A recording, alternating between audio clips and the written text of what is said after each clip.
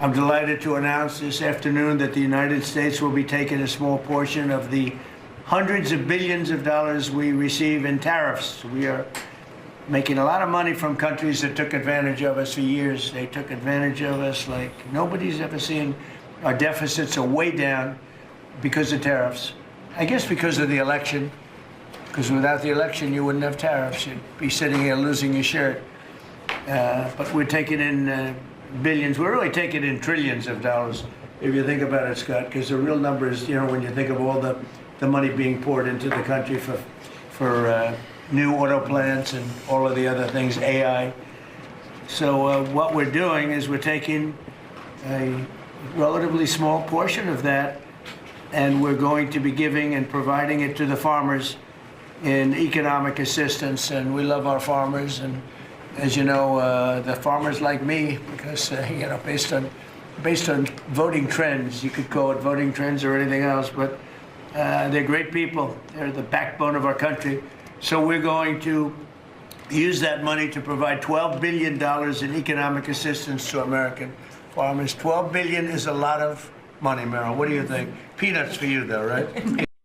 All right, so that's amazing. President Trump just dropped a bombshell announcement saying that the farmers are going to get $12 billion in relief, not from taxpayers, but from tariffs.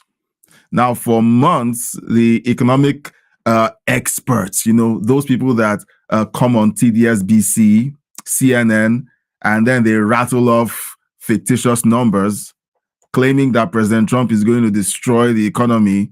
Well, I guess the economy is well and truly destroyed if President Trump can reach into a war chest that has been built up based on tariffs that they fought him on every step of the way. And I think they're still trying to drag him back through the courts to get him to stop issuing tariffs, saying that it is an overreach of his presidential powers. But I don't think the farmers think so, because now they're going to get a windfall of $12 billion in relief in order to help their business of farming and producing food for the country.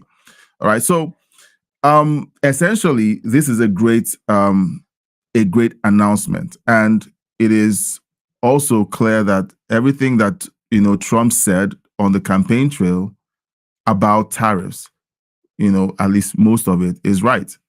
Now, there are people who say that it's risky to use tariffs, but the farmers don't think so. They are getting $12 billion in relief from tariffs. Now, people have also said about the economy, well, the economy isn't where it's supposed to be. Some of the numbers aren't where they should be. But Dave Ramsey, someone that I've listened to for a while, was on Fox News earlier. And here's what he had to say about the economy. Rates are down, and gas prices are down below $3 in most places. The economy seems to be, the people we're talking to are really not having huge, serious affordability problems. There's a lot of talking heads, a lot of squawking about that, but most of that's political. So now, do you agree with Dave Ramsey that most of the gymnastics that we see on TDSBC and CNN, where they try to make it seem like the economy is failing? I saw a video by Mark Kelly over the weekend claiming that the economy is failing. People can't afford groceries. Well, that was under Joe Biden. Where was Mark Kelly when all of that was happening under Joe Biden? And he was conveniently silent about the catastrophic economy that Joe Biden created. So essentially, Dave Ramsey is putting out the news that the numbers are going up. Affordability is trending upwards. It's not where it's supposed to be, but it's heading there because gas prices are low. And then the price of groceries seem to be trending downwards. Right. So let me know in the chat what you think. Okay. Remember, this show is all about you coming for the commentary and staying for the conversation. So leave your comments in the chat. Now, I'm jumping straight into the chat. Canary King is in the chat first, as usual. Greetings, Canary King. Now, we're watching a groundbreaking announcement, and President Trump essentially did this during his first term. He said, "Here's what I did for the farmers in the first term," and all of it came from tariffs. It came from me tariffing the Chinese. We made them pay, and the farmers, got a lot of support as a result of the tariffs. However, whenever it comes to a Democrat in office, all they want to do is tax you more. They're like, we need more tax. We need to support the farmers. Well, we're going to have to tax you. Okay. And then whenever someone like President Trump says, look, we don't have to tax people. All we have to do is do this other thing. Do you know what they start accusing President Trump of doing? They say that he's trying to give tax cuts and deals to his billionaire friends. Have the Democrats ever lowered taxes? Let me know in the comment section. Canary King says, oh dear, dollars for farmers. When can we get manufacturing back? That's part of manufacturing. They are manufacturing food. It's one step. It is one step. And besides that, I don't think we can build some of these factories overnight or resuscitate these factories overnight. I don't think it's possible. I wish it were possible. I wish you could essentially sign an executive order today and have a bunch of operational factories open tomorrow. But that isn't exactly how it works. Canary King says, farming is great, but can we, again, the same sentiment. Look, maybe one day we're going to hear some big announcements. I know that a few weeks back, President Trump announced something about manufacturing, about some of the deals that he has signed of companies that were coming back into the U.S. to start manufacturing. So I think we're going to start hearing some announcements soon. Okay, so that I'm optimistic. All right, I am not in these private meetings, but I think President Trump should have some good news in manufacturing very soon. Now, Democrats yet again are complaining about narco-terrorists being stopped before they bring in the weapons of mass destruction into the United States. Kristen Walker from NBC was silenced after getting an unexpected answer to a question. So she basically thought that she was going to have a gotcha moment with Senator Tom Cotton. You know how they ask these questions and they're like, okay, damned if you do, damned if you don't. I think these days, conservatives and some Republicans actually don't care how politically correct the answer is or is not. But are you comfortable having the United States target a boat in which you have not seen evidence that it's actually heading to the United States, that it's an imminent threat? Any boat loaded with drugs that is crewed by associates and members of foreign terrorist organizations that are trying to kill American kids, I think is a valid target. I'm not just comfortable with it. I want to continue it. I wanted to continue. That's what he said.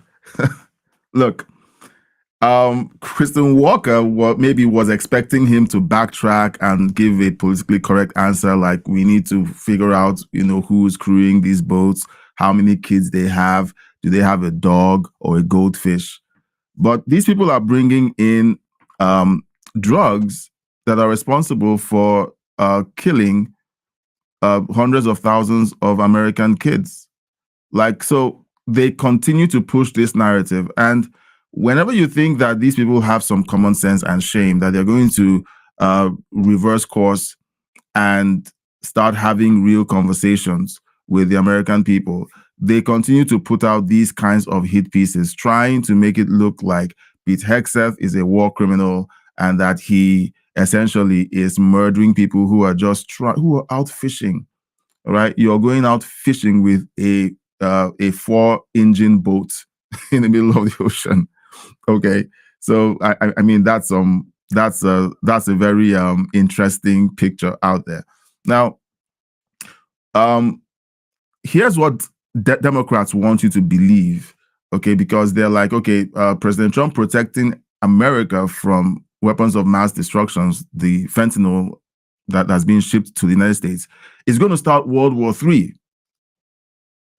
What are you thinking? What's going through your mind? This is the forever war on steroids, right? This is the worst case scenario of Donald Trump with no guardrails. I mean, he's not providing rationales to anyone, and he's continuing to avoid Congress. Usually you have an Oval Office address, you talk to Congress, you at least explain why you're going to put our military in harm's way. He's not doing that, and you've got this rise of a whole new generation of chicken hawks that are fine to, think this is some kind of video game or a drone strike when real men and women are in harm's way. And that should be maybe the most effective point for Republicans especially. 2025 is so screwed up that Rand Paul is now the voice of reason, but he's right. And we require a rationale. The Constitution requires it. Even though they haven't had a declaration of war since World War II, it's still supposed to work that way. Right, and I want to pick up, Tom, on Helene's point about the possibility. All right, so here they are talking about a declaration of war not being done since World War II. However, they have Democrat presidents who have engaged in hostile actions against foreign nationals who mean harm to American citizens. All right. You have George W. Bush, George H.W. Bush. You have Barack Obama, even though his drone strikes were suspect because they were American citizens who were killed by these strikes. You have even Joe Biden had drone strikes that were taking place. Where was the outrage from TDSBC when that was going on? All right. So all of this is just political posturing, political correctness, and essentially it's all about Trump. All right. Trump this, Trump that, Trump everywhere. Trump is going to start World War III, but nobody's talking about the 200,000 American citizens who were killed last year from fentanyl overdose last year alone. No one, not this joker who's throwing around insults about well-trained professional military personnel who are doing their job. They are not cowards. It's like they're putting American citizens in the American soldiers in harm's way. That's what they train for. Okay, I don't mean to be flippant by saying that, but that's what they train for. They train to be able to put themselves in harm's way to protect enemies of the United States, foreign and domestic. That's the job. All right. If your job is to sit in an air-conditioned room with people who hate Donald Trump and say all kinds of rubbish in order to look good and to be asked back to be part of a panel where they hate on Trump and conservatives some more, all right, be my guest. However, the word on the streets is the amount of fentanyl that's reaching the United States is reduced. All right. Now, let's take a look at the chat because, remember, we're having conversations. So don't forget to put your thoughts in the chat. And remember, if all you do is put an emoji up, if all you do is just say, I agree with an emoji or disagree with an emoji, all right, it's fine. And if you're watching and you're not subscribed, please consider subscribing to the channel. Hit the bell icon so that when we go live, you're notified when we do go live. And like the video, you use that thumbs up button on the video to let YouTube know that you're enjoying the content and that YouTube should let people like you who like content like this know about this video. That's how that works. Okay. Now, and also please share this video with your family and friends. Okay. Let's see. Canary King says, can't wait for manufacturing to kick off again. In the meantime, I hope those guys around Trump don't distract him. I hope so too. We had that debacle from his first term. So let's hope that we don't have any distractions during the second term. Canary King says, not sure this boat or canoe is a good way for Trump to spend his valuable time. Let's get him back to one, rebuilding manufacturing, managing the China threat, and rebuilding infrastructure. But it's been said that the fentanyl comes from China. It comes from China. China supplies these guys in Venezuela. They lace the drugs with fentanyl, and then they ship it over to the United States. Okay, so that is also part of the agenda. And I think, like I keep saying, the Trump administration can walk and chew gum at the same time. President Trump isn't the one doing everything. He isn't running across the Gulf of America, sending drones and then running all the way to the other end and signing paperwork for money to be released from the tariff windfall to the farmers. No, he's delegating, and I think I don't think that any of the other things that you want done have been delayed. Now, Democrats continue to do the same thing over and over again. They don't have a message that makes sense for the American people. All they do is operate in hate. All right. You have the Democrats right now still posturing themselves to protect illegal immigrants, people who are not meant to be in the country because they either broke into the country illegally, all right, and most of them have committed crimes. And you have Democrat mayors like Jacob Frey of Minneapolis. Okay, Minneapolis has been in the news, not for good reasons. And here he is again, saying that he is going to ensure that his officers do not coordinate with any federal agency. He is going to do his very best to resist ICE enforcement. Okay, so let's listen. The approach that the Trump administration is taking presently in Minneapolis seems to be scattered and chaotic at best. Certainly, it is terrorizing to the people and the communities that they are going after. And the message that we are sending to our Somali community, to our Latino community, to any community that is being targeted, is that we stand with you. Minneapolis is not backing down. Our police officers will not coordinate with any federal agency that is doing immigration law enforcement work. We stand with the community members that make Minneapolis the extraordinary place that it is, and we aren't backing down. We're rock solid in support of them. So, I have said many times, every time we talk about ICE enforcement, and we run into these videos where ICE is enforcing the law, but it seems chaotic. It's chaotic, just like he said, because of what he just owned up to. Blue cities and mayors of blue cities, governors of blue states, tell their police force, don't work with federal agencies. That's why it's chaotic. They refuse to coordinate with federal agencies. And so federal agencies, most of whom are not from those areas, essentially have to wing it to figure out how to do the job. Usually they collaborate with local assets in order to find these people, police the area properly, and then enforce the immigration laws by detaining these people and then getting them to a detention center for processing. That's the way it works. But here he is saying what I've said for a long time. Mayors from blue cities have said again and again that they won't cooperate with ICE.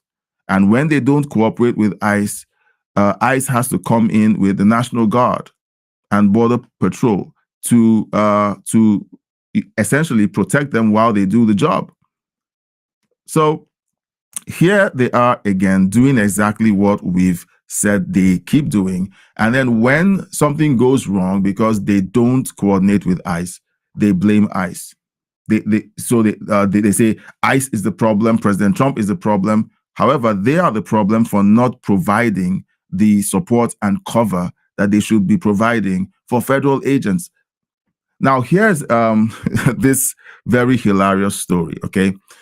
Democrat Representative Adelita Grijalda was lying, okay? She got up and lied and said, while I was out protesting with my constituents, ICE agents pepper sprayed me. I was pepper sprayed and abused. We're going to watch her account, okay, because she's going to first of all go to TDSBC and whine about being told to screw off. But then she goes on social media and then accuses ICE of pepper spraying her.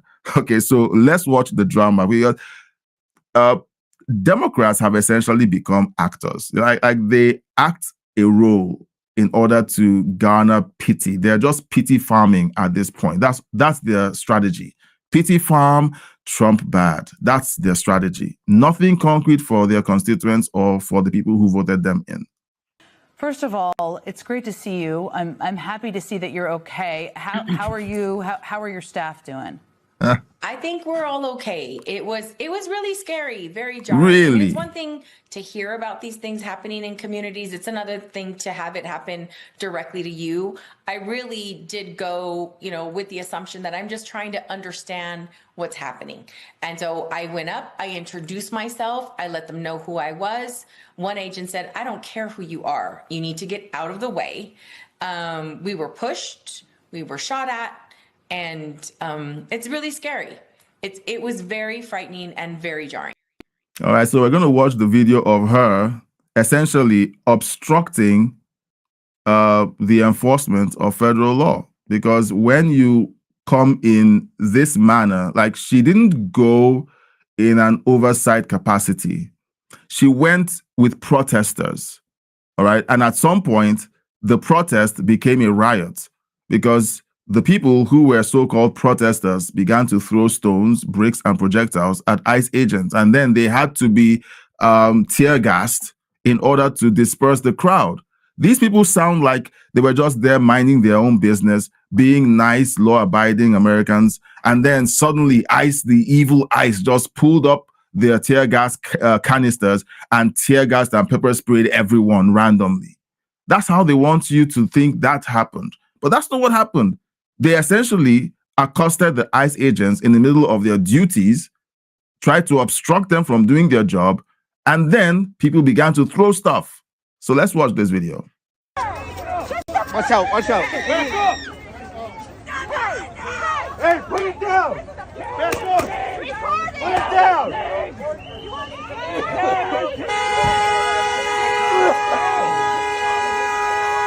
Yeah. So she looks scared.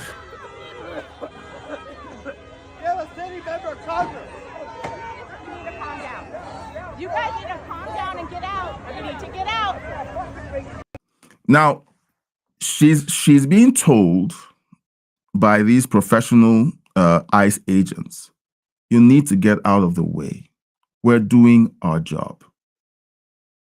And then she insists on standing in the way of these people doing their jobs. It's like going to a construction site where something is being built, and then they basically put themselves in harm's way in front of dozers and earth-moving equipment and everything, and then they get injured, and then they blame the construction workers for them getting hurt. This is a rough job that these guys are doing. And them being there puts the ICE agents in harm's way because now they have to deal with these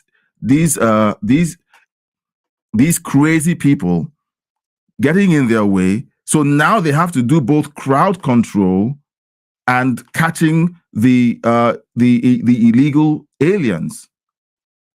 Now, let me know what you think in the chat. I mean, like this has been going on and on and on. And sometimes I feel like the news wants us to be numb to all of these stories.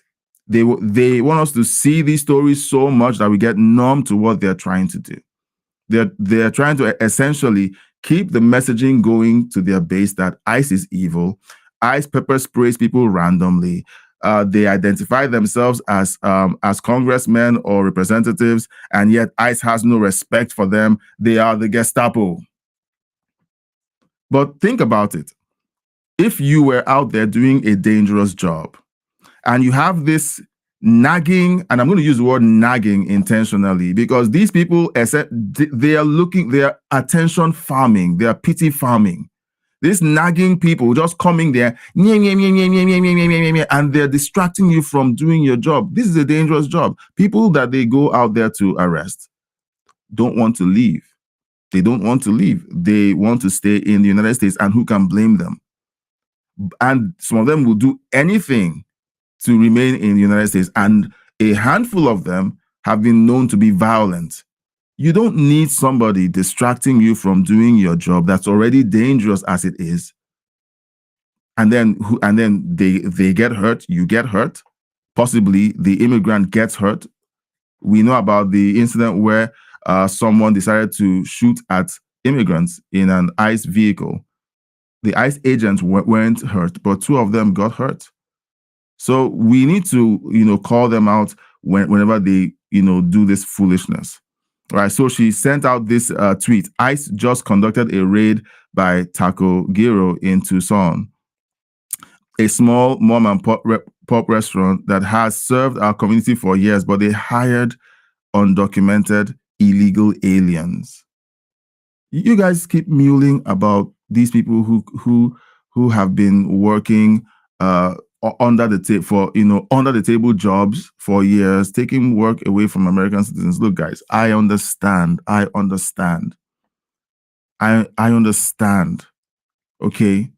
But when federal law is broken and is being enforced, it's not the time to have these people use these undocumented, or let's use the proper term, the proper constitutional term, illegal aliens. Okay, it's not time to begin to use them as tools, political tools. They accuse Republicans of using situations as political tools, but they've been using Border Patrol and ICE enforcement as a political tool for the last 11 months. They've done that, and they've had a lot of help from CNN, TDSBC, ABC, and NBC. All of them have essentially promoted this insanity for the last 11 months. All right. And believe me, it's only getting started. There were over 10 million illegal aliens who broke into the country during Biden's 4 years. So far, we've heard that 2 million have self-deported. There's a lot more left. There's a lot more work left to be done. All right. And then finally, now, when we talk about these riots, here's ABC trying to tell us, trying to water down the situation. But you see members of the community who have been activated to attack ICE agents while they do their job. So now you don't have to worry about enforcing federal law. You have regular citizens who have been told by mayors, by state representatives, by activists, by influencers that they should stop ICE. They have been given the green light to attack federal agents, and it's okay to do so.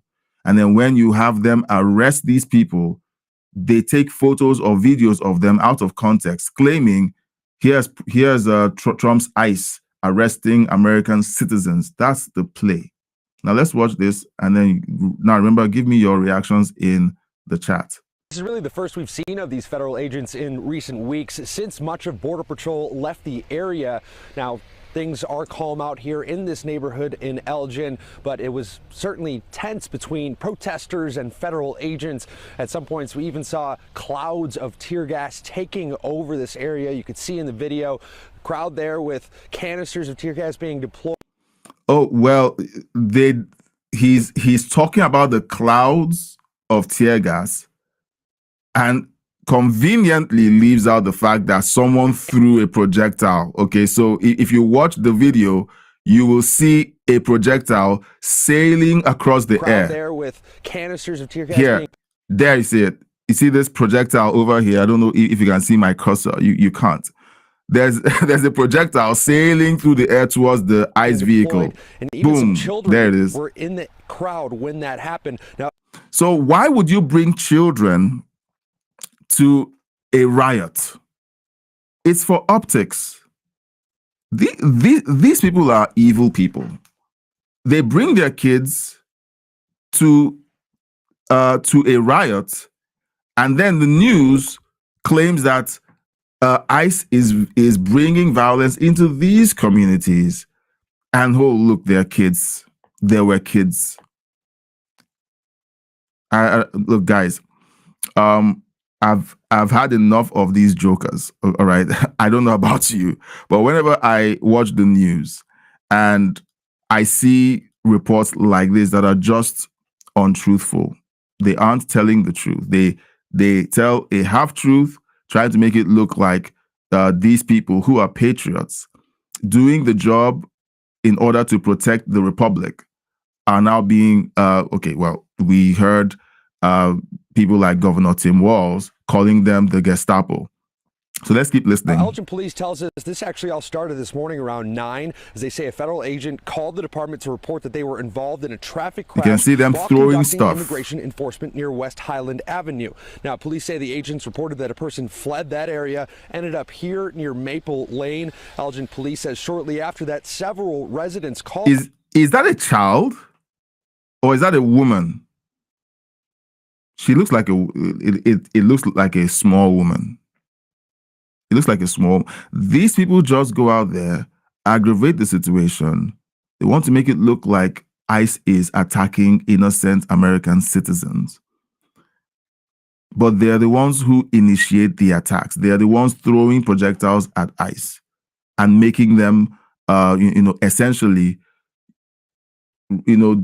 based on their training, use tear gas and pepper spray. Agents being in the area stating that they had a warrant. There was also reports of shots fired on this block. Elgin Police determined that was not the case. They did determine that federal agents dispersed chemical agents, and local police had to provide medical treatment to those who were exposed to it before they left the area. Now, it's not clear if federal agents actually detained anyone. We did reach out to DHS for details, have not heard back on that. Protesters, though, of course, were upset with these immigration operations, as we've seen in recent months, including Illinois Senator Christina Castro. I was out there, got some of it, made sure people were safe. People deserve the right to due process here, and here they are disturbing. I'm sorry.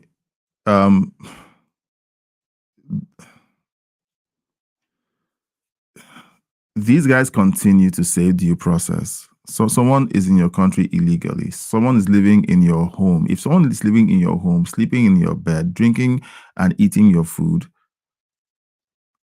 and refuses to leave, all right, due process is you kick them out. If they refuse to leave, you call the police.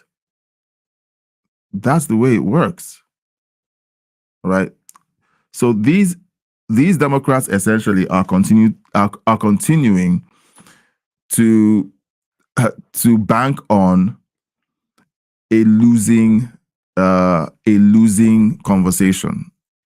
They want you to believe that these illegal immigrants deserve to be in the United States. No one deserves to come into your country if they weren't born in your country, and are citizens of your country. Okay. All right. So let's jump into the chat. All right. I have, let's see.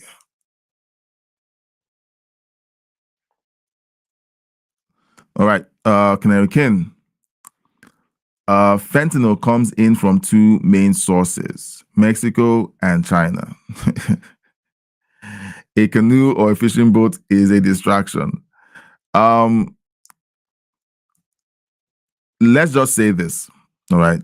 The people who know stuff that we don't know tell us that since the border was closed, it's coming, the last port of entry for these drugs is through Venezuela and through the ocean.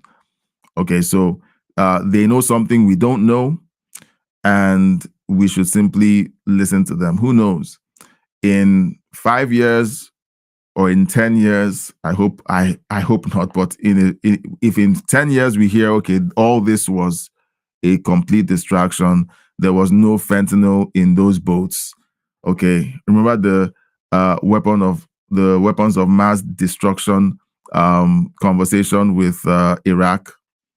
Okay, if we hear later that all of this was all a lie, at least they're not putting boots on the ground in Venezuela. It doesn't look like they're doing anything. There was a time when last weekend, there were suspicions that President Trump was going to have airstrikes in Venezuela, but nothing happened. Okay, nothing happened. So I don't think he's willing to engage in international conflicts where he is prosecuting a war against a sovereign country. I don't think he's planning on doing anything like that.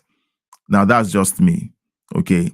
Many people want us to believe that he's planning to do that. They want us to think that that's where he's going with all of this. So what we'll do is we're going to keep watching. Time is our friend. Okay, time is our friend. We can only work based on what people tell us and the track record that they've had. And so far, what President Trump has said and his track record are more favorable to his position than what we've seen the Democrats do over the last 20 years. All right, that's my sentiment. Okay, let me know what you think in the chat. Now, remember, you can subscribe, like, and share this video. If you like the easygoing, take on the news and the conversations that I have with you guys in the chat, consider subscribing if you haven't. Hit the bell icon. There's a bell, there's an icon that looks like a bell, okay, where you subscribe. It allows YouTube let you know whenever I go live or post fresh content. And if you could, hit the thumbs up button, okay, to like the video. What that does is it lets YouTube know that you like the video so much that you want other people who might like the content like you do to be told about the video. That's essentially how that works. So please consider doing that to help us out. Now, I always talk about sending a comment in the chat because the premise of the show is we do commentary on the news, but we have conversations in the chat where we essentially break things down. So it's not just me talking at you, all right, because I don't know everything. All right, I depend on these conversations to round out everything because it's not just about what I know, but like, what do I know? Okay, I basically know what I read on the internet and conversations that I have with you guys. So I am honest enough to say I need you guys to kind of flesh out some of these stories and tell us what exactly is going on. All right. So let us know what you think. Let us know what you think in the chat. Okay. I was just distracted by something I saw in the chat. Now, sometimes I get spam in the chat, right? And I don't show everything in the chat, and I have to read it to be sure that this is someone having a conversation based on the story that we're talking about, but this was spam. Okay, so I had to pause to make sure. So I do read everything in the chat. Now we have some comments that were posted on certain live streams that we had, previous live streams. So we're going to be responding to those comments. Now, while you're watching, let me know in the chat your thoughts. Okay, I'm still going to be monitoring the chat, and I'm going to be listening for your input on the stories. Now, it could be stories based on what we discussed today, or it could be stories based on the comments that we're going to be reading and responding to, or it could be something else that you have, on your mind and you want to just share it. Okay, so I'm open to having conversations with you, right? All right, so let's jump into the comment section. All right, here we have Cosmic Connections 968. Responding or leaving a chat on the last live stream where Tim Walz had a meltdown over Trump's comments, calling him a retard. All right. Standing next to this dirtbag is very nasty. Democrat Representative Nevada Dina Titus. She has been on my radar for about 12 years. She's a master manipulator. Okay. That is the person standing beside Tim Walz, I assume. Okay, that's interesting. Cosmic Connections also says, and in my opinion, is the mastermind behind McCarran Airport to be changed to Harry Reid International Airport, as well as getting massive kickbacks on a new ATC control tower built at Harry Reid International Airport. Okay. Now he's giving some details on stuff happening specifically with this individual. Again, like he's talking about Democrat corruption, like corruption in the Democrat Party. Now, does it mean that there's no corruption happening in the Republican Party? No. All right. I would be the last person to say that there's no corruption happening anywhere around the Republican Party. Okay, but here he's highlighting this individual. Also, in my opinion, believe she has had many backdoor real estate dealings involving kickbacks as well. She hates Trump and voted to impeach him on all occasions. Okay, thanks, Cosmic Connections. And again, Cosmic Connections, lots of comments. Okay, now while I'm reading these comments and reacting to the comments, okay, you can still put your thoughts in the chat. All right, you can still put your thoughts in the chat and let me know what you think. Okay. She, in my opinion, was instrumental in the closing of private business during COVID and received orders directly from Nancy Pelosi, as well as controlling the weak, stupid governor Democrat George Sisolak. Okay. Democrats have a bad reputation for being authoritarian while they call President Trump authoritarian. Haven't you noticed? Well, I noticed it, so let me know what you think. Open Forum 1 says, I'm not retarded, I'm eccentric, referring to Tim Walz. Okay, I'm not retarded, I'm eccentric. Interesting. Terry Gleason gives a belly laugh and emojis. Look, that video, that live stream was hilarious. Okay, so if you missed it, you can go back and watch that live stream. You know, just type Tim Walz meltdown while you're on my channel, and then you'll find it. Deborah Wright says, it's okay to laugh out loud. He is stupid.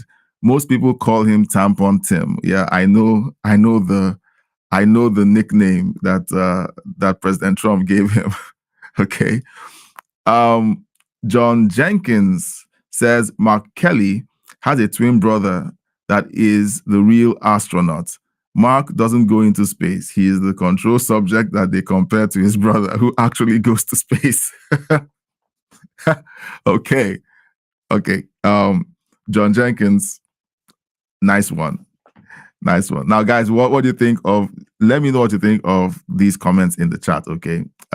We are engaging. I already told everyone who left a comment in the chat that we were going to be responding to their comments during these live streams. So please let them know what you think of their comments. Okay, leave a laugh emoji, leave a thumbs up emoji, leave a clap emoji, something to let them know that you appreciate what they're saying. Tom Lambert says tampon baby. Look, people are just piling on they're piling on Tim Walz. Bruno Ramos says, this man is a horrible parasite and liar. All right. Do you agree with Bruno Ramos? You know, I try to not use harsh terms or tones on people, especially people I've never met. But whenever you see, you know, the Bible tells us by their fruit, you will know them, the things they say and the things they do. So when a governor like Tim Walz decides that the best thing for children in an educational setting isn't books on science and math, isn't support to make sure that they're acing their SATs, it is to put tampons in boys' bathrooms. All right, that tells me everything I need to know about the governor. And he's pushing it and encouraging it and defending it. Okay, by their fruit, you will know them.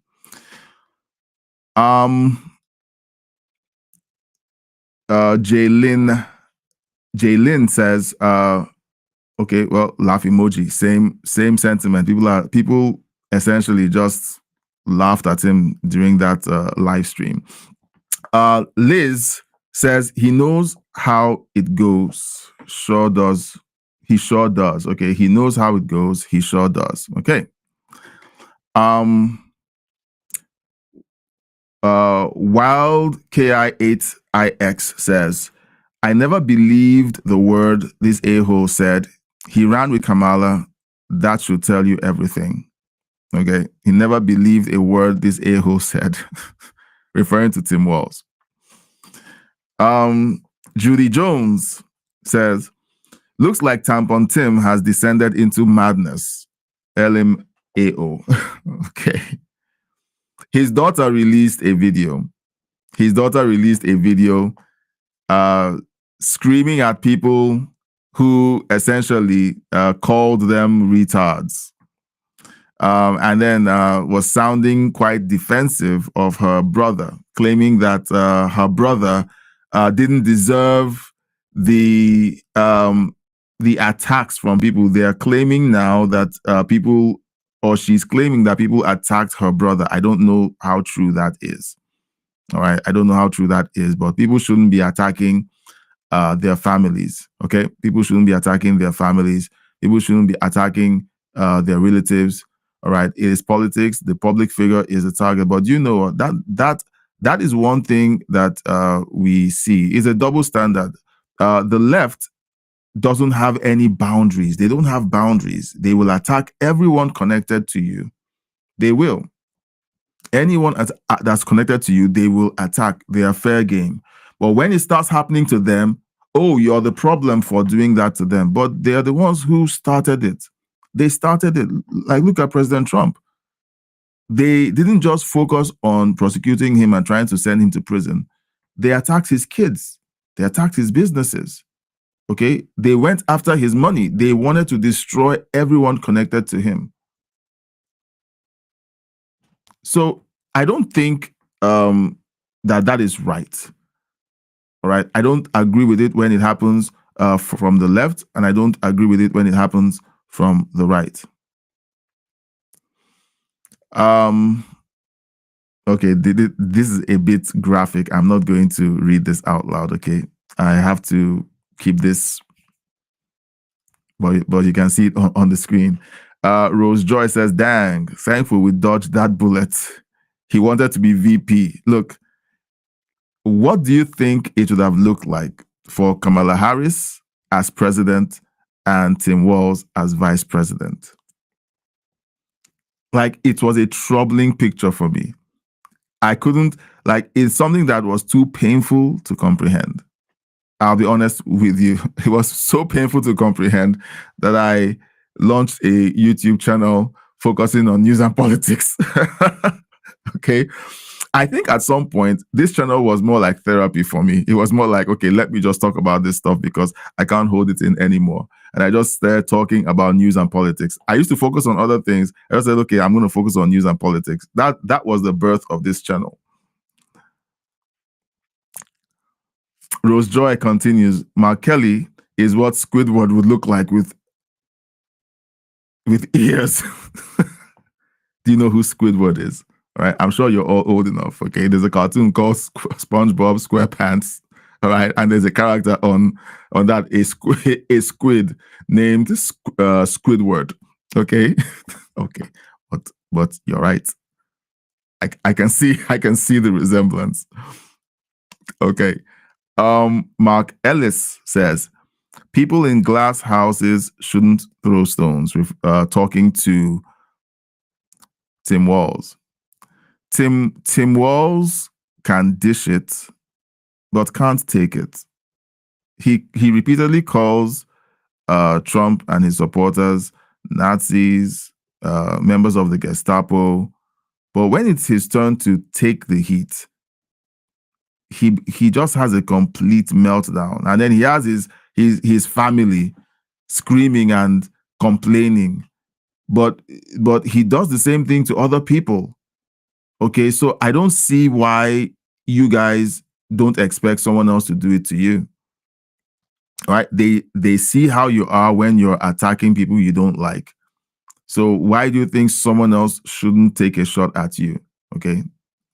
And when I say take a shot at you, I mean criticize you, and call you the R word. Okay. I don't like calling Tim Walz retardant.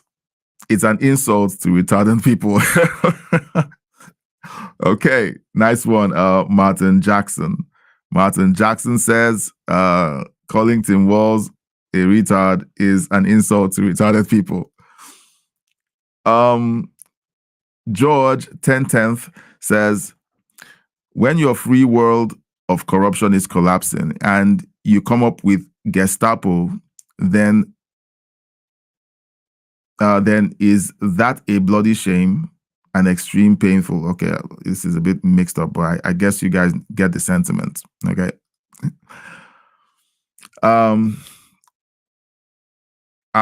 Arswu, whatever that means. Oh, sure they are. Look, I promise that I always read the comments. I try to cover the comments and read the comments, and I'm trying to be true to my word. Okay, I say to you guys repeatedly, I will do my best to tell you guys the truth. All right, so this is me doing my best to keep up or to keep my word. Okay, I'm trying to keep my word by reading these comments. Christina says, "Oh, come on, Tim. You are not a nice person who is committing fraud. I agree with our president." Yep, and many people agree with our president. In fact, he won the popular vote by a landslide. He won the electoral vote by a landslide. All of those people agree with President Trump. Andrea Timmers says,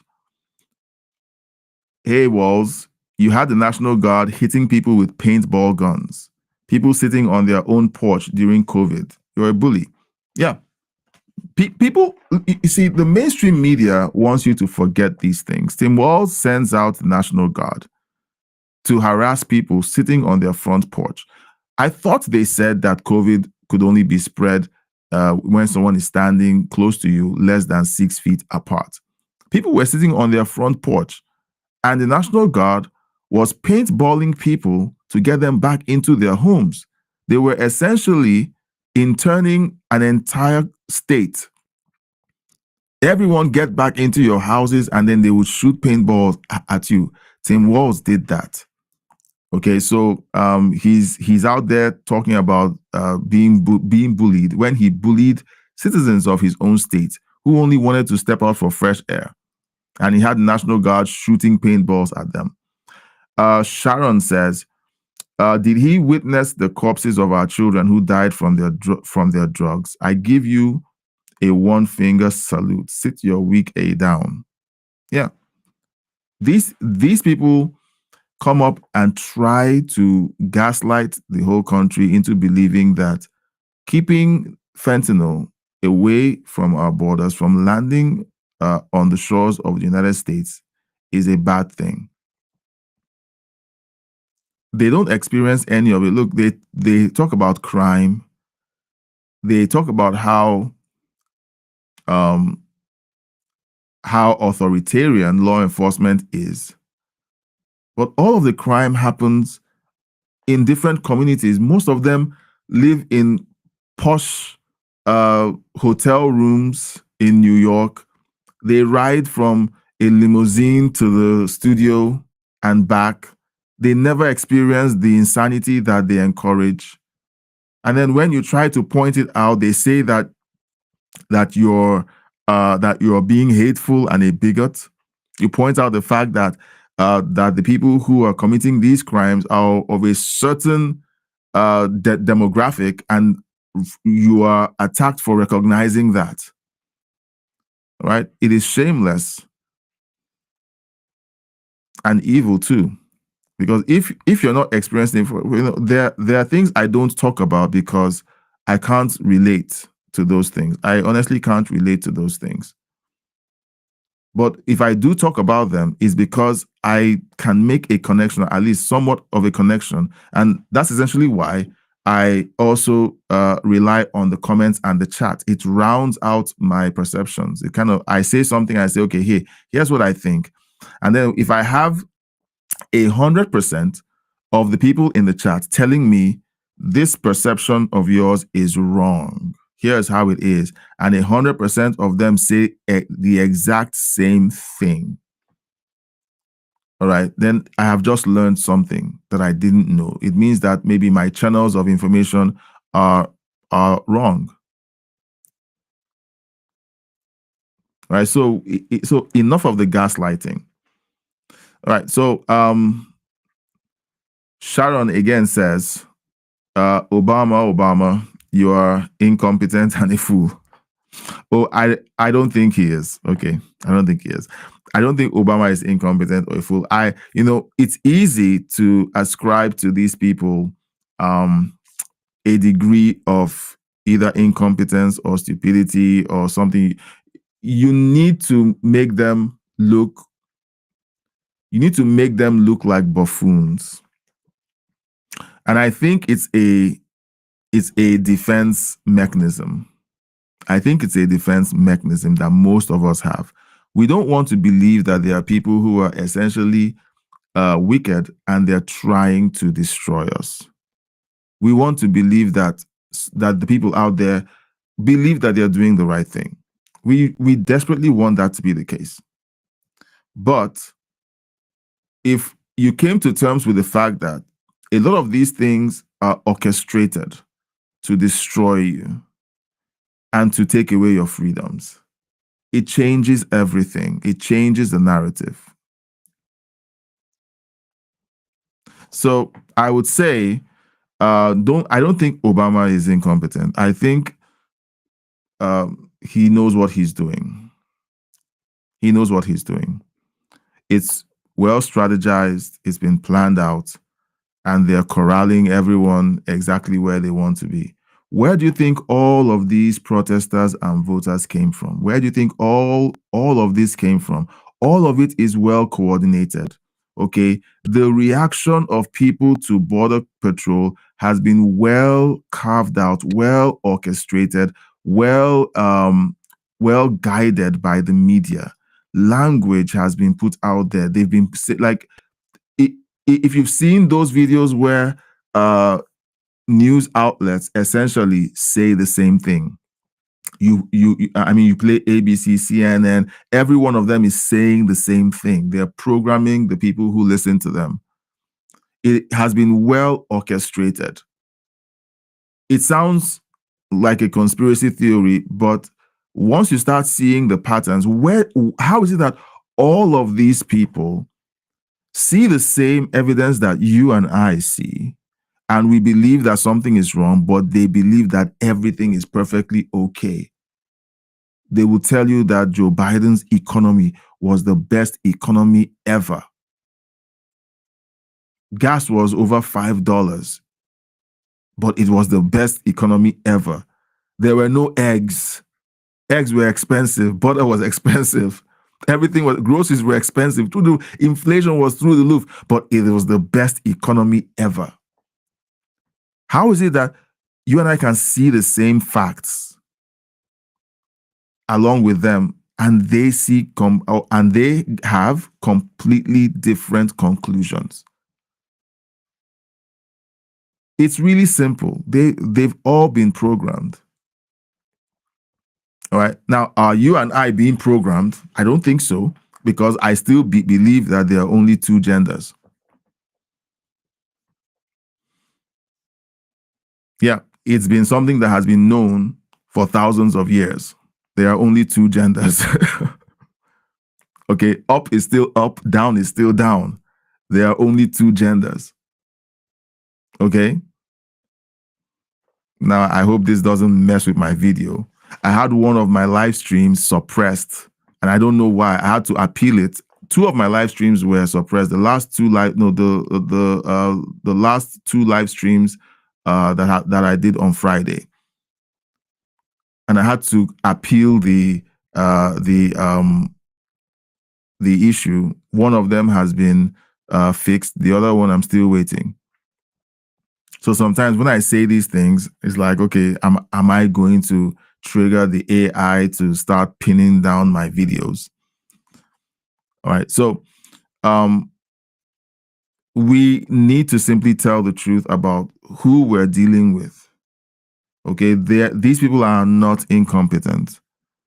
They are not stupid people. They are not. Take it from me, or take it from the results that we're seeing. How is it all of this is so well coordinated? All right. ICE shows up. ICE shows up in order to enforce border laws that have been on the books for years that the Democrats put in place. The Democrats were the ones who signed these laws into who signed these things into law, the current border control or immigration laws. The Democrats signed these things into law. The Democrats have said the exact same things that President Trump is saying today about immigration control. Ilhan Omar calls Stephen Miller a Nazi for simply saying that immigrants who come to the United States must integrate. They must learn how to speak the language. Her response is, that's what this statement reminds me of being a Nazi. When you have Joe Biden saying the exact same thing, Hillary Clinton saying the exact same thing, all of the past Democrats have said the exact same thing over the last few years. How is it that suddenly it's racist to say something that is as common sense as, if you come to a new country, you speak the language of the country if you intend to integrate? You don't go to a place like China and insist on changing their culture. They will kick you out. I don't support the policies, the social policies of China. I don't support the communist, tendencies of China. But they still run their country with common sense. You don't come to their country and tell them what to do. People say that that Chinese are very racist. Well, it is their country. They can choose to do things the way they want to do them. It's their country. Okay? I'm not a fan of China, but it is a common sense thing to preserve the identity of your country. It's common sense. If I come to a country, it is not my prerogative to convert that country into the country I came from. All right? In the past, that will be seen as an act of aggression. It is not done.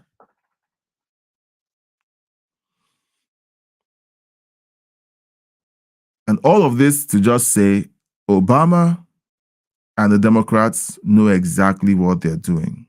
Last week, we kept covering the seditious video that was released. And it is so blatant that you almost want to believe that they didn't know what they were doing. But we did find out that they spent months planning the release of this video. They must have spent hours and hours consulting with lawyers about the messaging of the video, about how the script will be arranged so that there will be plausible deniability. These people are smart. They are. Never ascribe to incompetence what you can easily see is being propagated by malice. These people are smart, malicious. They choose their words very carefully. They plan these things out months, in some cases, years in advance. So Sharon, if you eventually watch this lengthy reaction to your comment, it is important. It is important that we all recognize and respect the people that are on the other side of the aisle. All right, they are not going away. Look at these protests and riots all over the United States. For 10 months, we've been seeing protest after protest after protest. We've seen the Democrats very disciplined in their messaging. Very disciplined. Any Democrat who steps out of line is essentially ostracized. They are attacked. Everyone attacks them in unison. They are disciplined in their messaging. They are disciplined in what they want to achieve. Can we say that for people on the conservative side? Can you say that for yourself? Are you consistent? Are you disciplined enough to follow through on what you believe and what you want to see happen in the country? The Democrats are. The leftists are. I talked about Caroline Borchenko, a YouTuber, and she also streams on other platforms, who essentially infiltrated Antifa. And she tells you, look, these people have a plan, they're disciplined, and you know what? They appear to be winning battles.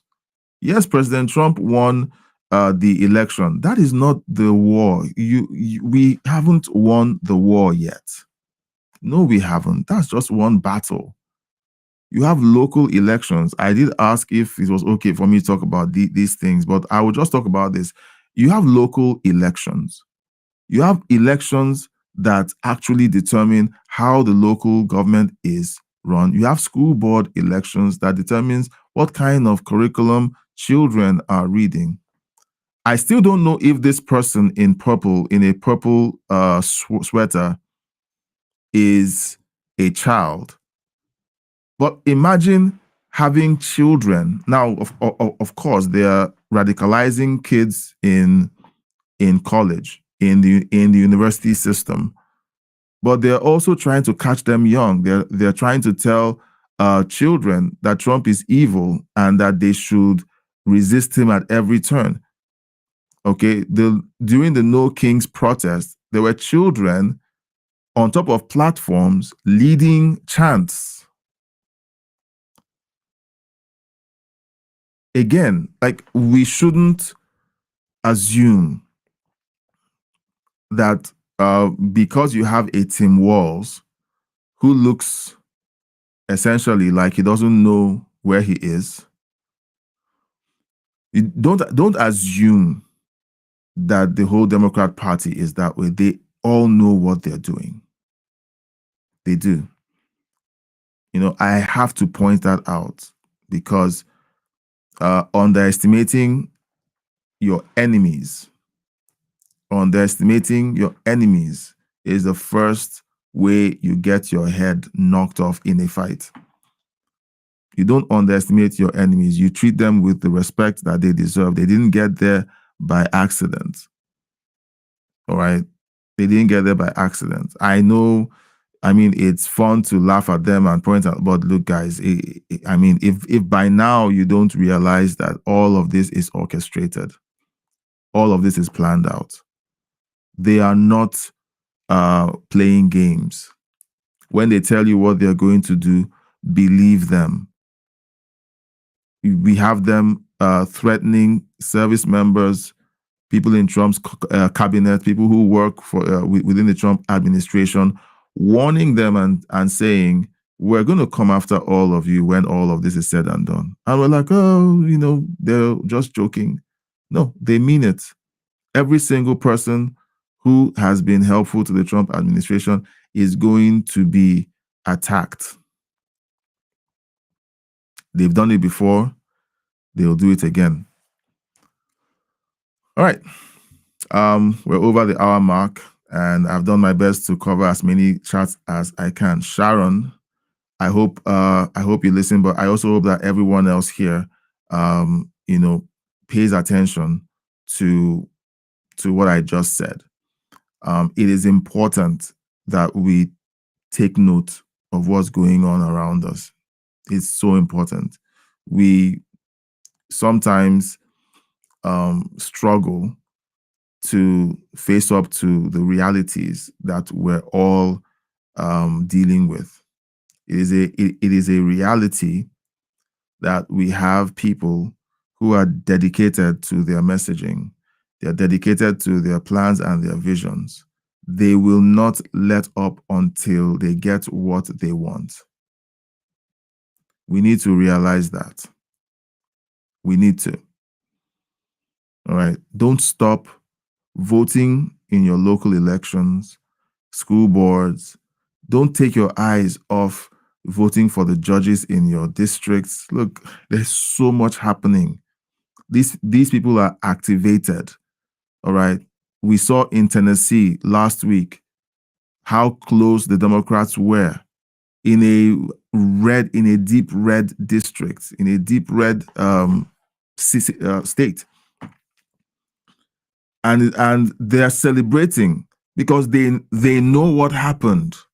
They know that they're getting closer to winning that seat. The next time that they go out there to compete, they know that they are close enough to win. But why is that? And I talked about it the last time. I said the reason why that happened was that the conservatives or the Republicans have gone to bed. The presidency has been won, and we think that that the war is over. That's not true.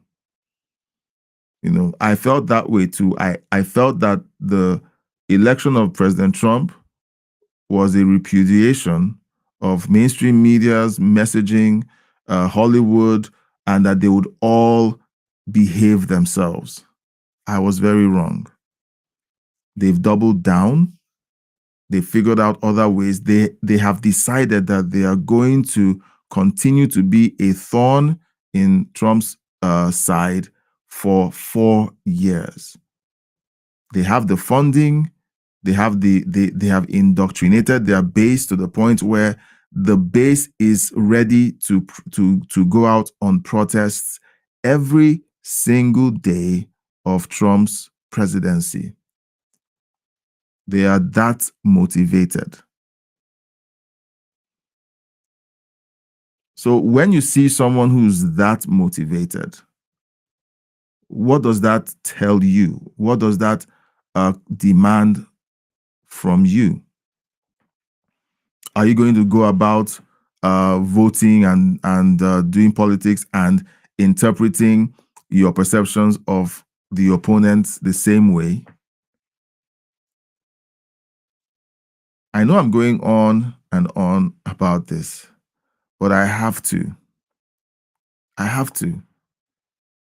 Because looking at comments like Sharon's, sometimes I have the same sentiment. During this video that she's commenting on, or during this live stream that she's commenting on, yeah, but like we all had a good laugh. I had a belly laugh, and it felt good.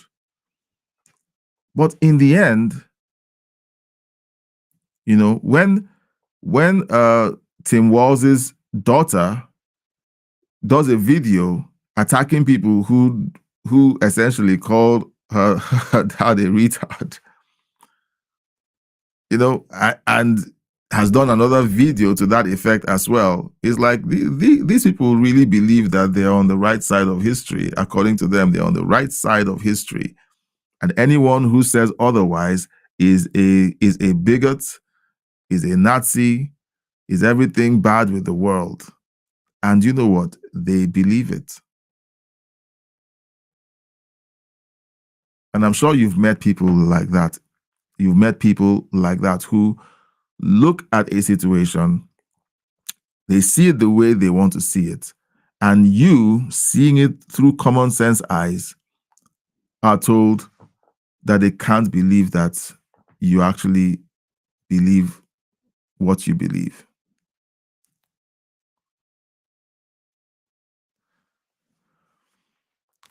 So what's the moral of this entire conversation? The moral is we all need to stay in the fight, no matter what.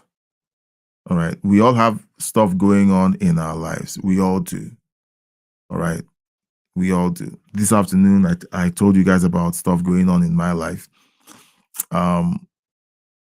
And this evening, personally, there's other stuff that emerged too going on in my life. And to be honest, it almost felt like, oh, just take a nap this evening. But do you know what? I will brace myself, and then I'll keep doing what I'm doing. Irrespective of what's going on around me, I have to just keep staying in the fight and figure out a way to make everything else work. Because what we're looking at is a big deal. All right, it is a big deal. All right, guys, let me know in the chat what you think of this last segment, responding to the comment section. Okay, Mondays and Fridays tend to be weird. They're like either very, they tend to be very quiet. Okay, but last Friday was different. It was quite boisterous and interesting. Okay, but usually it's slower on Mondays, and I still would like to hear from you. So if you're watching this after the fact, let me know your thoughts in the chat. So in the chat or in the comment section. As you can see, we are reading comments from the comment section. We are engaging and we're responding to your comments in the comment section. So let us know your thoughts about the stories that we've covered, and possibly if you have thoughts on the comments that we've read. Also, we're having a conversation. This last segment of the live stream is something that I feel, if you have thoughts on what I've just said, please let me know in the chat or in the comment section. It is a very blunt or pointed, let me use the term, a monologue, even though it's not a monologue, but I've given you my thoughts. Because I have been a victim of simply assuming that the people that we believe are our opponents aren't very smart. But that is where we miss it. We underestimate them. And when you underestimate a capable opponent, you will lose, and you will lose badly. Okay, you will lose, and you will lose badly. I have to take that into account myself, and I encourage you to consider that, because we need to be vigilant. We need to be vigilant. All right, Sharon, thank you for the chat. All right, now, before we go, as always, I would like you to consider,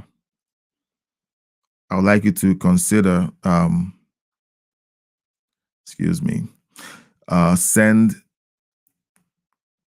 your thoughts to the email address on the screen. All right, let me know your thoughts on the email address on the screen. We want to connect with you. I have been thinking about ways of ensuring that I get you notified whenever things are happening. And one very, very important way I might be able to do that is by having a mailing list.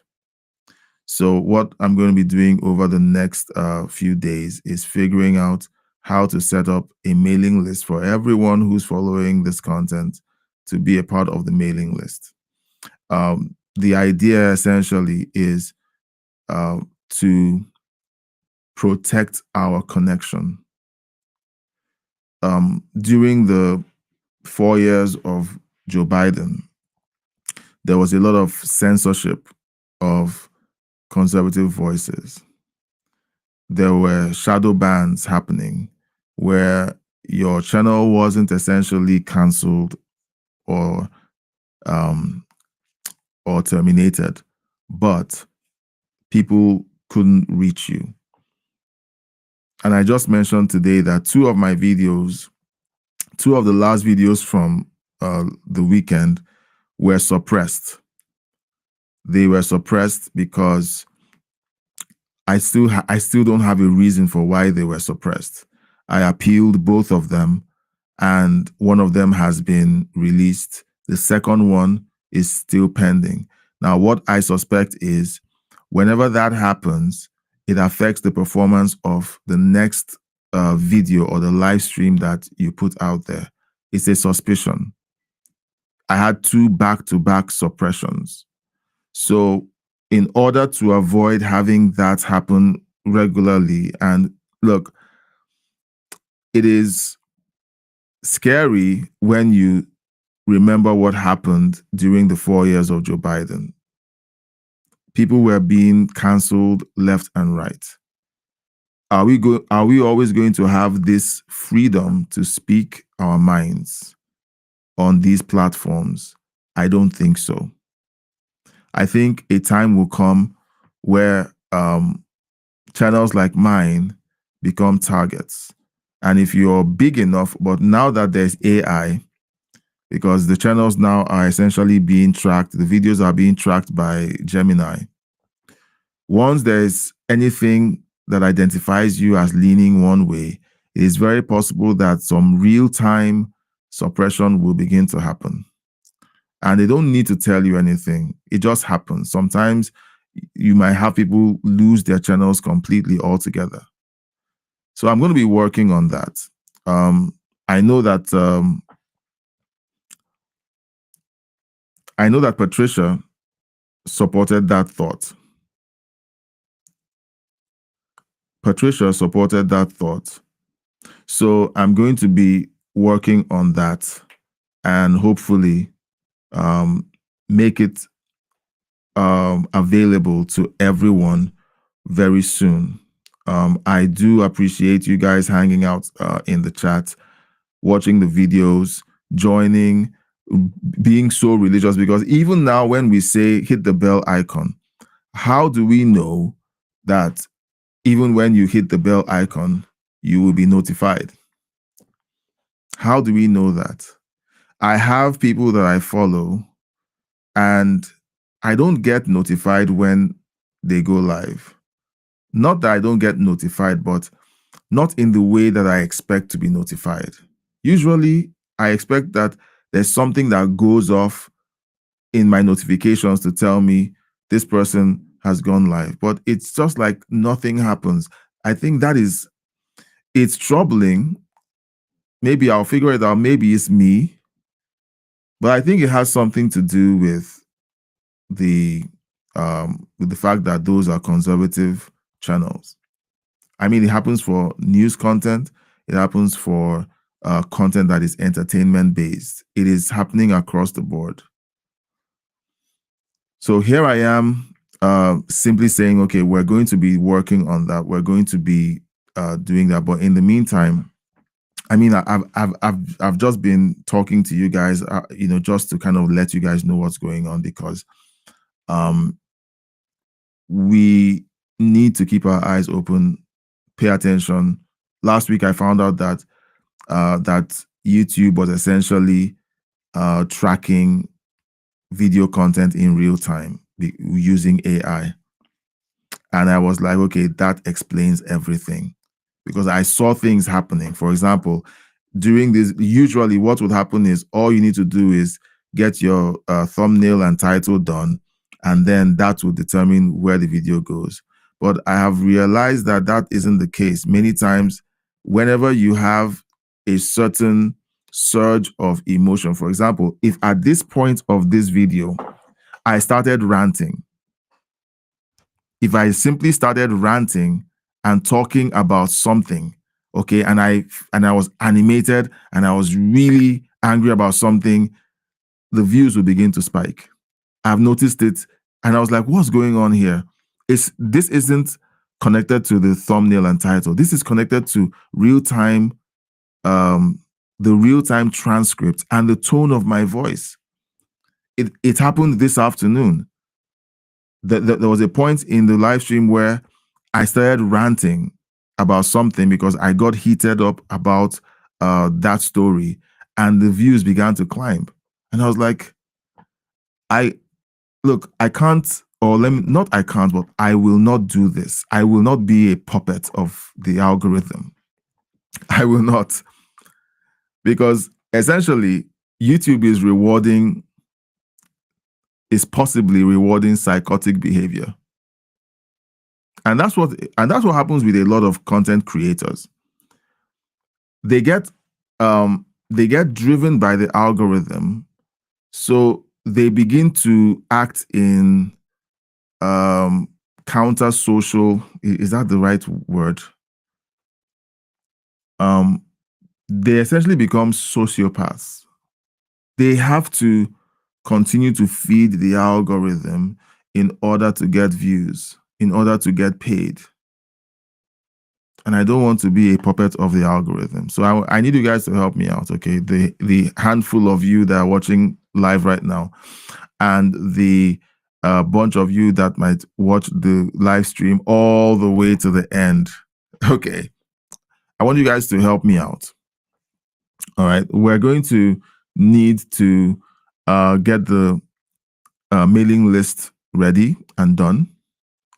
And then we're going to need you to connect to the mailing list. Connect to it.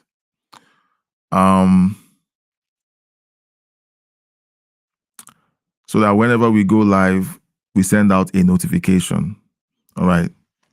I don't trust these platforms. I just want to say it. I don't trust these platforms to do that. I have over 10,900 subscribers. And every time I go live, crickets. So the question will be, is it me? Is it them? Or is it the platform? All right.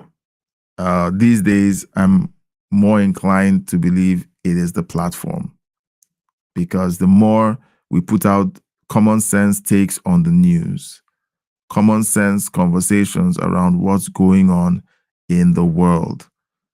All right. If what happened during Biden's 4 years repeats itself, it's very likely that channels like mine will be at risk if we have a presidency like that again.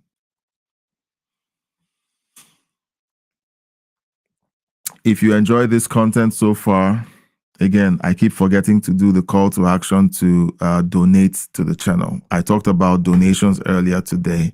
Some of you heard it, and maybe I should start doing it much earlier in the video, but that I don't think it's going to be productive. I have to provide value first before I can ask you to do a donation. So if you've watched all the way to this point and you think that this has been valuable, you enjoyed the video or the content or my views on things, or you just enjoy me speaking, all right, I need your help. All right, I need your help to keep the channel going. I need your help to keep the lights on. All right. I mentioned that I got some news, and it's going to take, I got some news this evening, and essentially the news is that it's going to take a bit longer for me to be able to legally work. All right, here in this country, it's going to take longer. So essentially, I have to get smart about making money with YouTube. All right. I have to be smart about making money with YouTube. Okay. So if you have the means to support what I'm doing, consider leaving a super chat or a super thank if you're watching after the fact. All right. These are modes that YouTube uses to allow you to donate to the channel. If you feel like connecting and becoming a member, the link to the membership is in the description of the video. If you're watching on the backup channel, all right, use the link in the description to join the membership. All right, the backup channel is not monetized, but the main channel is. So when you click the link on the description of the video, if you're on the backup channel, it's going to take you to the main channel, and you're going to join the membership on the main channel. It's a monthly subscription. It helps keep the lights on. I'm going to have to, in the days to come, I'm going to be talking very constantly about donations and support, because I'm being very honest with you. It's going to take longer for me to actually get a 9 to 5. All right. And I did say earlier today that if you enjoy the constant, or let's say the consistency of the live streams, and you like the prospect of the live stream becoming of a higher grade or quality, supporting the channel financially would get us there, quite quickly. And then supporting us with your eyeballs and chat will also do that. At the same time, I also want to say that I'm grateful to you for being here, being supportive. Whenever I go live, look, when I first started live streaming, it was crickets. All right. When my the first live stream where I had someone chat at me was with Canary King. I was doing a live stream, a random live stream, because I happened to be home. It was a holiday and I just happened to be home, and Canary King got into the chat and simply said, "Hey, I like your mic. What's it? What's it?" I think he asked me what the make of my mic was, and I told him, and we started talking. All right, that was the first time anyone ever said anything to me on my live stream. And then today it's like, we have these exchanges. We have tons of comments that we get to read and so on. So I appreciate all of that. So me talking about the need for donations to happen isn't me saying I don't appreciate the support that I get from the views and from the comments. I'm just trying to say this is what's going on. And you guys know what it's like, right? Just imagine yourself willing and able to work, but you just can't. And the only thing that you can do is something that requires the people who watch it to want to donate. And you know what? I'm fine with it. I told my wife tonight, I said to her, it looks like I'm going to have to add live streams on Saturdays and Sundays now. I have to. So I'm going to be announcing, in fact, I am announcing now that I'm adding 2 extra sessions on Friday, on Saturdays and Sundays, 10 p.m. Saturdays and Sundays. I might add an extra one on Saturday afternoon, but I'm going to start with Saturday nights, 9 p.m. Eastern, and 9 p.m. Eastern on Sunday as well. So I'm telling you, like, this is as a response to the news I gave earlier. And I want you guys to understand why I'm doing it. And when I begin to panhandle, I'm going to panhandle a lot, guys. I'm going to panhandle. I am going to. What did she think about the weekend? Hold on, let me switch over to. What did she think about the weekend live streams? She understands. Like I said, you have to do what you have to do. All right. She knows I am willing and able to work, but she's working, but my authorization to work, my work permit, is taking a lot longer to sort out. It's taking a lot longer. So we got an update tonight. I got an update tonight. She was standing behind me when it, after, because I got the notification downstairs. I told her, hey, these guys have sent a message. She came up with me, stood behind me while I opened the message, and it was like, it's gonna take longer. So so she understands. She understands, and to be honest, like you just have to do what you have to do.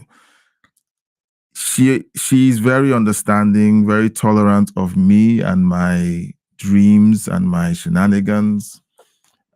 She is the best wife, the only wife, I believe, that I could ever have, that would tolerate my shenanigans. Maybe someday I'll tell you guys the stuff I've put her through. But she has been an amazing wife and an amazing mother. She She is now for me, she is the best. She is the best person. Like I recall something another woman years ago told me.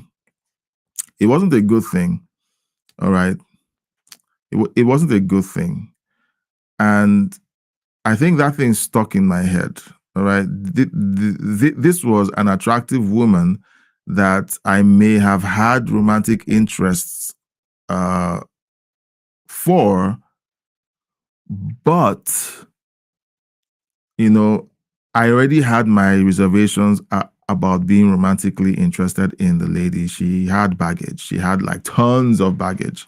She was very attractive, but had tons of baggage. So I held back any inkling of wanting to have a romantic engagement with that lady. And she says something to me a couple of years after, we had, basically, because there was a period where we were spending time every day doing stuff, like business stuff and so on. So a couple of years later, she made a statement about me in my presence and just basically said something that sent signals to me to say, this woman would never have tolerated the kind of person that I am. I take risks. Sometimes the risks are not reasonable. I put my wife through crazy nonsense because I'm chasing a dream. All right. Now, while I still had my 9-to-5, I told her, look, this crazy YouTube dream of mine is something that I really want to chase. And if you don't give me the permission to, I can't do it. We had that conversation. Kenerikin says, would love to hear it. Is it the story I just told you about the girl or something else? I've lost that connection. So let me know if that's what you said you would love to hear.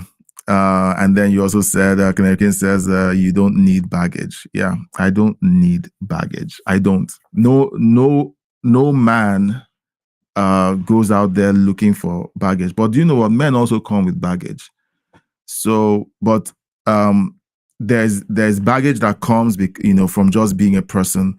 But there's baggage that comes with plenty of trauma, bad relationships, horrible choices. Like that kind of baggage is what I'm talking about. So that person said something about me, and I just knew it would have been impossible to be with this person, and try to build a family with this person because she would not have been patient enough with me.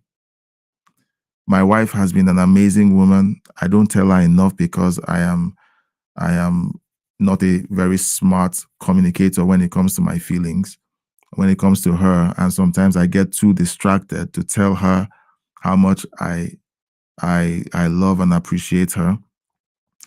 I'm like a cat chasing a spotlight on the ground. Like I step out to say something nice to my wife, and then my kids run up and something else comes up and I begin to chase that. I mean, it's sad, but that's what tends to happen to me, and I get in trouble for not expressing myself clearly to my wife.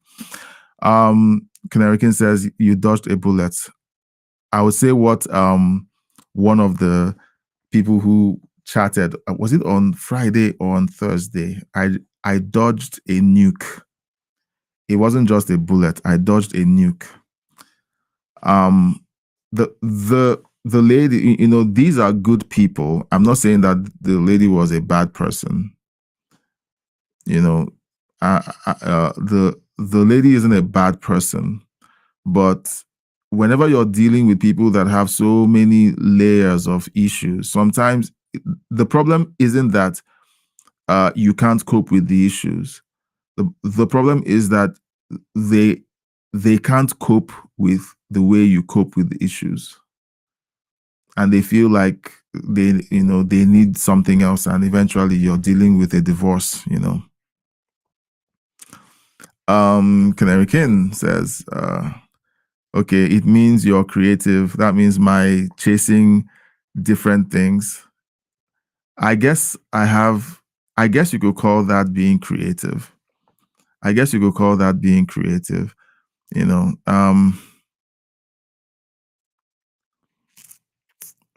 I want the creativity to pay the bills. Me simply being creative is all well and good as long as it pays the bills. American laugh emojis, dodged a nuke. Yeah. American says, yes, I think Patricia gifted us that phrase. Yes, she did. She did. Dodged a nuke.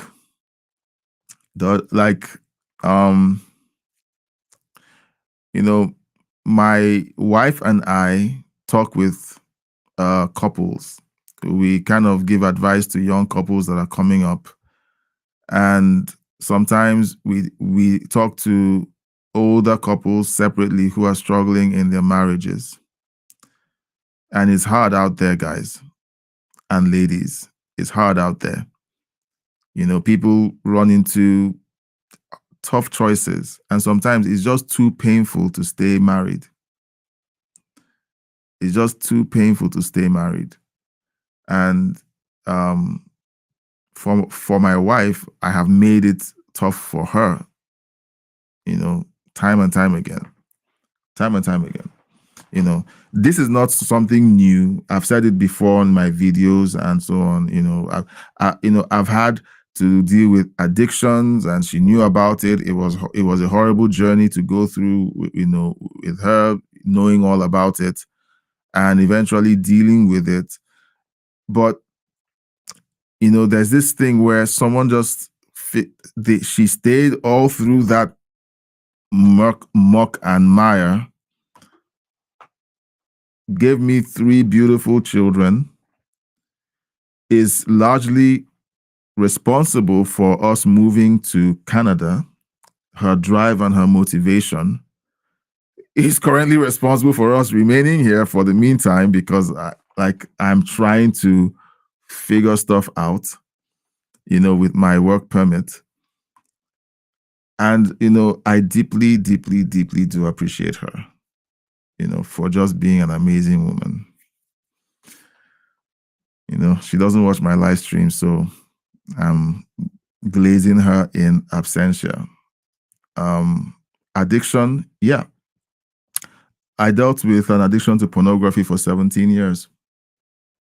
You know, some people don't think it's a problem. For me, it was. And I think for a lot of men, it is, because it substitutes real intimacy with fantasy. All right. And I've seen it destroy marriages, almost destroyed mine. Yeah, so that's what I dealt with. That was the addiction I dealt with. 17 years. So it was a miracle that I got loosed from it. It was an absolute miracle. So whenever I deal with people who have that problem, I deal with them with plenty of grace. I have a gentleman who somehow got connected with me a couple of years back. And then he told me about his struggle with pornography. I just gave him some pointers on some of the things that I learned and how it broke off me and everything. And he just sent me a message some weeks ago. He's about to get married. I'm going to keep supporting him and giving him the help and pointers, because some people think that when you get married, it goes away. Since you have an actual physical woman to have sex with, it doesn't just go away, guys. It gets worse, because you realize that the fantasy doesn't exist in your marriage bed. It is a fantasy, and you just have to continue to go back to that fantasy land. It is very destructive. So I will be keeping tabs with the young man. And, you know, sometimes I'm like, okay, do I need to talk to more people about this? I don't know. Canarican says it actually is or can be. It's not well understood. The reason why it's not well understood is because people I've found, this is my conviction. addictions are very spiritual things. And when you try to deal with an addiction as if it is something that is based on willpower, you can will yourself out of an addiction. Guys, 17 years. And I am a very willful person. I am very willful. Extremely willful.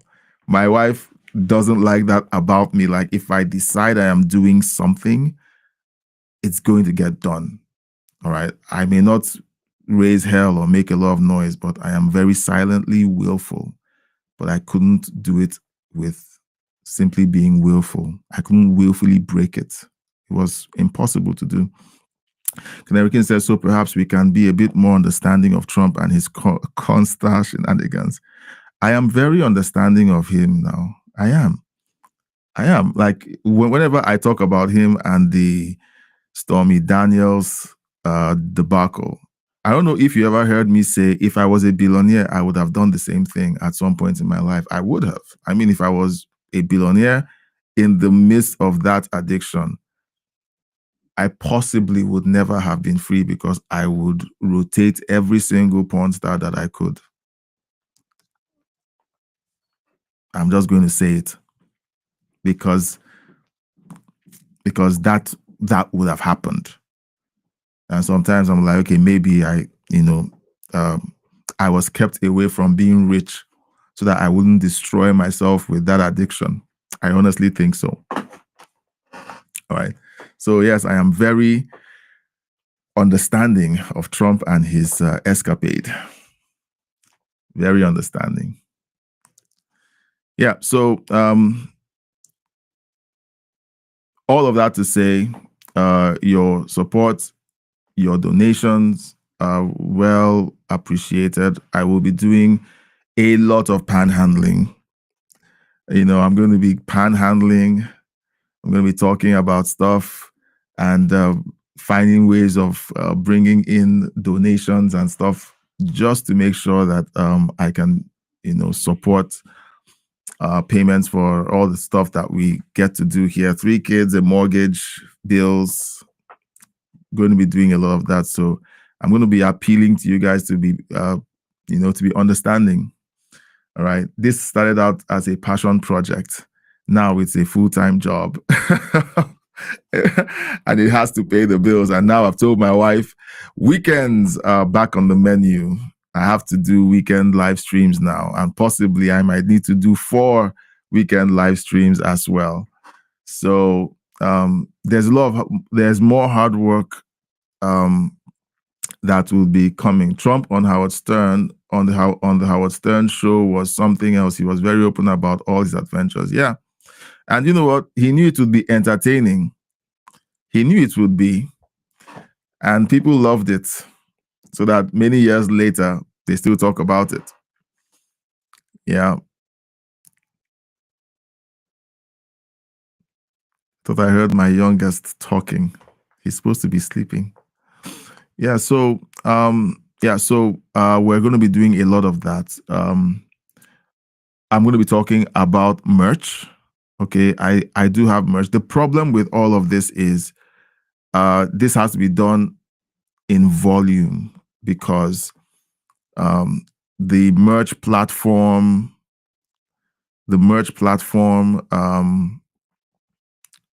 the YouTube payment system, they all take their pound of flesh. Let's see, okay, the Howard Stern interview was so entertaining. We were glued to the screen. Of course, like, he's taking you into a world that many of us may never experience. And so a lot of people were living vicariously. I say vicariously. Some people say vicariously through Donald Trump and his adventures with very beautiful women. He has been married to very beautiful women, currently married to a supermodel. and is currently the most powerful man on the planet. I guess you guys can hear my youngest crying. My oldest should be able to deal with that. Okay, guys. It's 10 minutes to 11 Eastern, and I want to say I appreciate you guys so much. I have something to get to in 10 minutes. But I've given you guys the updates. We've gone through the news. I've basically taken time to kick back and talk with everyone here. Do you know what? If I'm going to be very honest with you, this is the part of the live stream that I enjoy. It is. This is the part of the live stream that I enjoy. And I hope that I can do this more with the rest of the audience. I'm like, just talk, okay? Just talk and share real conversations, because whenever I go through the news, like I try not to make it performative. I try to make it as carefully presented as possible. And because I do that, because I do that,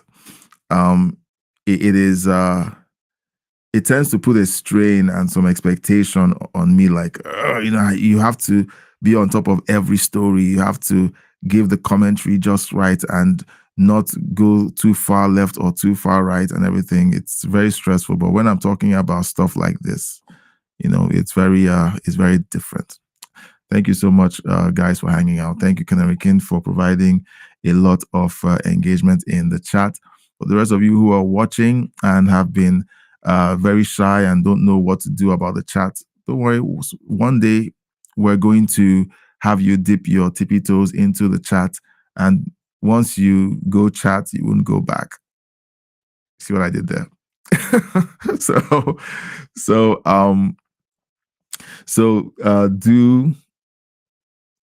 Let's see. Canary King is asking me a question. Where are 3 locations you'd like to travel to? I am a homebody. I am boring.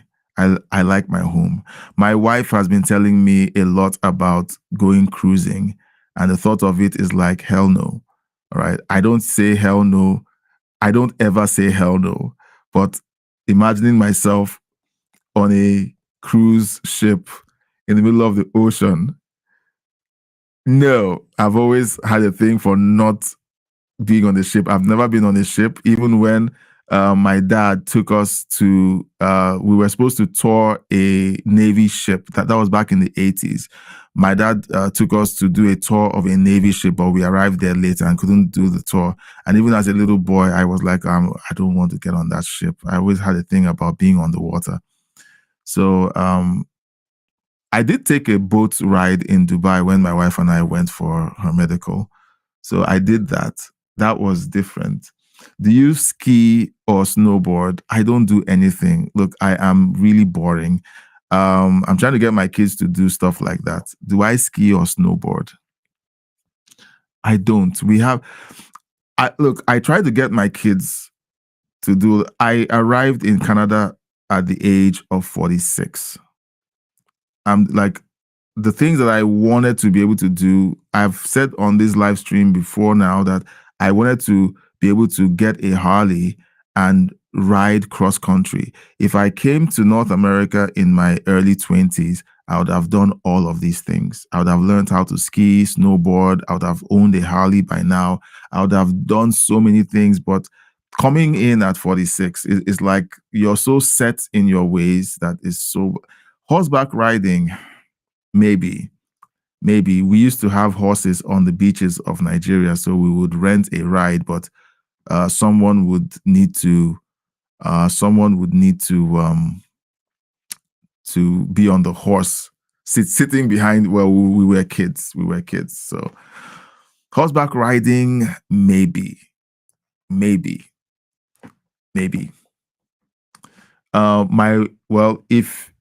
If anyone wants to go somewhere, it's my wife.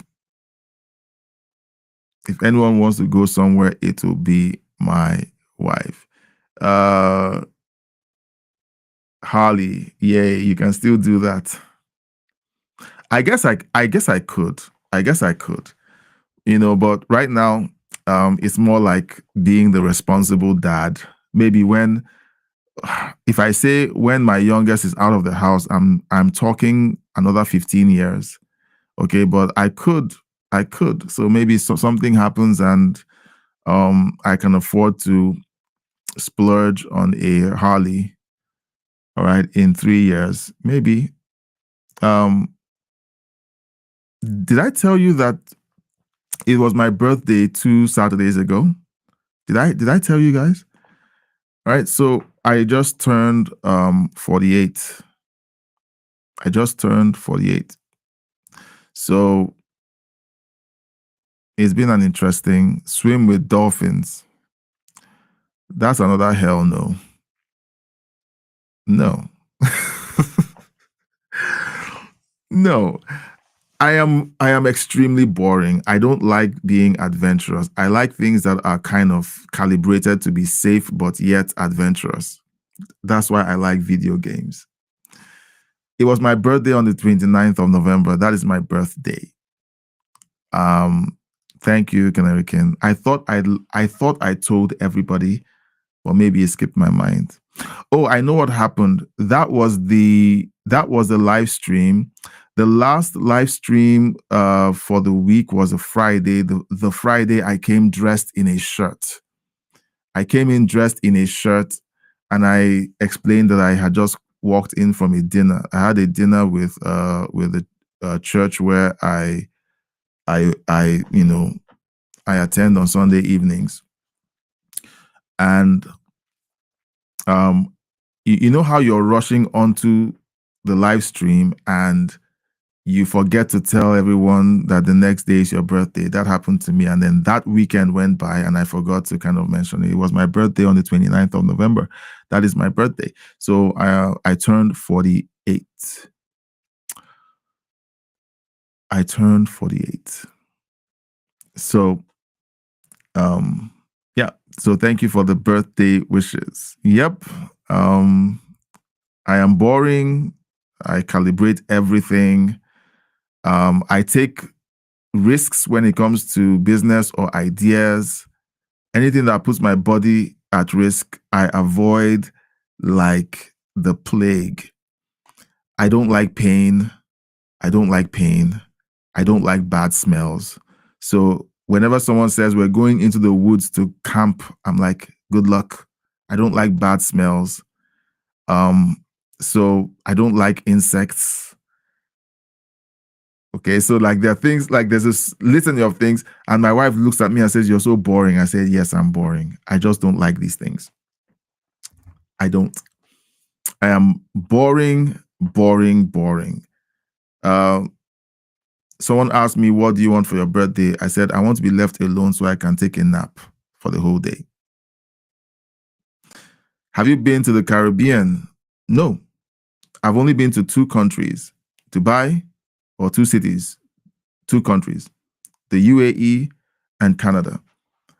My family, my wife hasn't traveled. All right. I am the only member of my family who has not been to the United States. All my siblings, everyone, my family, my dad lives in Virginia. Everyone has been to the States. I refused to travel. That is how bad of a case I am. That is how bad of a case I am. All right. I have to do a hard stop here. Canary King, always a blast to hang out with you. Let's do this again tomorrow. Mexico, no. No. I've had people who have been to Mexico. I have people here who have traveled to Mexico for their birthdays.